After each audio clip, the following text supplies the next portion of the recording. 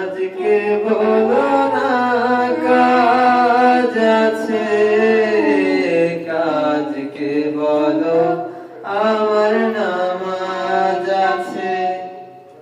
নামাজ বিহীন পরপারে কি জবাব দিবে তুমি প্রভুর কাছে? নামাজকে বলো না